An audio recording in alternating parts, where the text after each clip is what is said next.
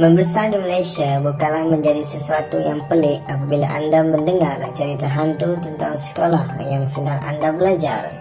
Sekolah dan kisah-kisah hantu seram seakan-akan tidak boleh dipisahkan, pendek kata bagaikan isi dengan kuku. Walaupun setiap tahun pelajar sekolah silih berganti, namun kisah hantu sekolah akan sentiasa diceritakan daripada satu batch ke satu batch yang lain. Jadi, mari kita lihat 5 buah sekolah paling seram di negeri Perak.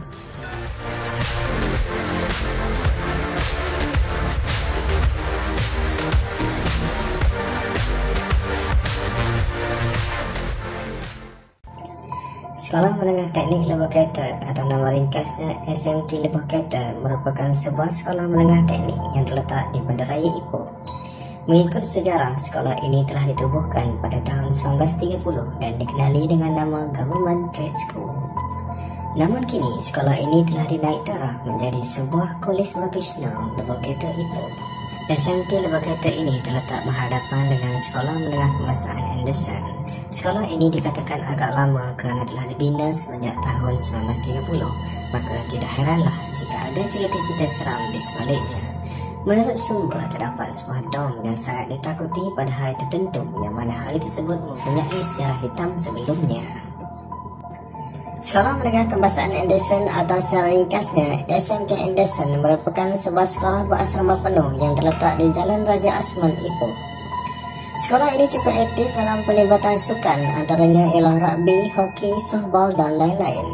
Pada 6 Februari 1909, SMK Anderson Ipoh dibuka secara rasminya. Sekolah ini pada asalnya merupakan sebuah sekolah Inggeris yang ditubuhkan semasa penjajahan British di Tanah Melayu. Nama Anderson diambil sebagai nama Pesuruhjaya Tinggi British di Tanah Melayu pada ketika itu, yang juga Governor negeri-negeri Selat iaitu Sir John Anderson. Untuk makluman, di depan padang sekolah Anderson ada sebatang pokok besar. Pokok itu agak menyeramkan dan di depan pokok besar itulah terletaknya pintu masuk Sekolah Menengah Teknik Lebah Kereta. Kerana itu ada mengatakan ia tempat benda itu keluar masuk ke Sekolah Anderson dan Sekolah Menengah Teknik Lebah Kereta. St. Michael Institution atau kini dikenali dengan nama Sekolah Menengah Kebangsaan St. Michael telah pun berusia hampir 117 tahun dan sekolah ini cukup terkenal bukan sahaja di Ipoh malah di seluruh negara.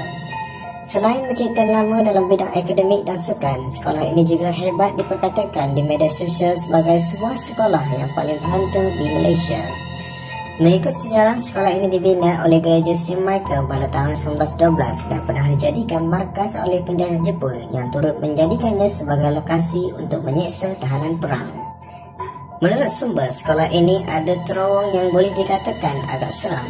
Ada beberapa pintu masuk ke dalam terowong ini tetapi sudah ditutup disebabkan ada kes kematian yang membabitkan seorang anak muda yang curi-curi masuk ke dalam terowong itu. Faktor kematiannya dikatakan oleh sesak nafas yang mungkin ada kaitannya dengan keadaan dalam terowong yang sudah lama tidak digunakan atau udaranya yang tercemar. Selain itu, terdapat sebuah gereja kecil yang terletak di tingkat 3 bangunan sekolah itu yang turut diguruni oleh sesiapa sahaja yang melaluinya. Kolej Melayu Kuala Kangsar atau lebih dikenali sebagai Malay College Kuala Kangsar MCKK merupakan sebuah sekolah berasrama penuh premier khas untuk lelaki sahaja di Malaysia. Sekolah ini terletak di Bandar Diraja Kuala Kangsar, Perak. Sekolah ini ditubuhkan pada tahun 1905 oleh pihak British atas cadangan daripada R.J. Wilkinson iaitu seorang pegawai pendidikan jajahan pada ketika itu. Cadangan itu mendapat sepenuhnya sokongan daripada Sultan Perak pada ketika itu iaitu Sultan Idris Muhyiddin Azam Shah I. MCKK mempunyai reputasi yang tinggi dan cukup terkenal di negara Malaysia kerana telah berjaya menghasilkan ramai tokoh-tokoh terbilang negara. Akan tetapi, sebagai sebuah sekolah yang mempunyai sejarah yang lama, jangan dilupakan bahagian seramnya yang pasti tetap ada. Sekolah Menengah King Edward VII merupakan sebuah sekolah perdana dan antara sekolah lelaki tertua di Malaysia. Sekolah Menengah King Edward ini terletak di Taipei, Perak.